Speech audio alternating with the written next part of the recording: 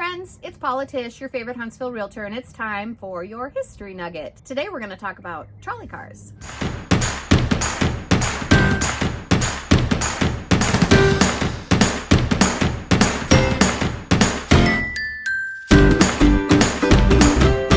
If you love these videos, please like and follow me on all the socials at List with Paula. When were the first trolley cars introduced in Huntsville? So Huntsville's first trolley system opened in 1900, kind of in correlation with all of the buildup going with the opening of the various textile mills around town. Why trolley cars? Why not buses or trains or, like Chicago has that L train? Why not that? They wanted to seem really ready for this huge growth of the city with all of these textile mills, so they wanted to do trolleys because they got to show off the electric system. They were electric trolleys, and it was a bit much to do like an elevated train rail, so it was kind of a happy medium there, because at the time a lot of bus systems you'd see or taxis were horse-drawn, so this was a good balance of, look, we have electricity, but also we're not having to spend a decade building like elevated rails or anything like that. Where are all of the rails?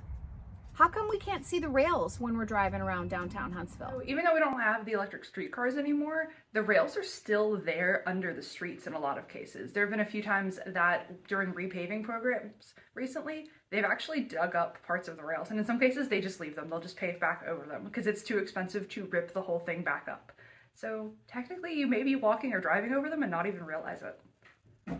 I am always up for a party, but a party on a trolley car? Trolley parties were not uncommon. Both when the trolleys opened, they had a big celebration with all the city dignitaries, some of the investors, as well as a full brass band on the trolley. And then after the trolleys had opened, they had really common to have like just regular people join up with their friends, ride the trolleys the length of the tracks and back, which is about 5 miles, and then end up at some kind of destination like a party or a restaurant. But it was just a thing to do, was ride the trolleys. The workers' transportation, or was it just random people riding around on trolley cars? So a lot of times the workers at the mills actually lived in mill villages really close to, like across the street almost from these mills. So if they wanted to come into town, for example, they didn't have cars or their own horse and buggies in most cases. So these trolleys were set up so that they could come in and out of town. But it also went both ways, with people in the cities enjoying the chance to go out into the country or farther out of town, say to Brom Springs for picnics. So trolleys really were for everyone, and there were lots of cases of even some of the richer upper class people riding them just for fun, like in a trolley party. With public transportation being so important in the early 20th century, why did we replace them? And with what? We ended up getting rid of our trolley system in exchange for a bus system in 1931. The theory being that they wanted to change some of the routes, which without adding new rail was a little bit difficult with the trolleys. But they said they paved over the rails, so they're still technically there, and we've still got a bus system to this day. A special thanks to SueAnne Griffith of Flagg Signal.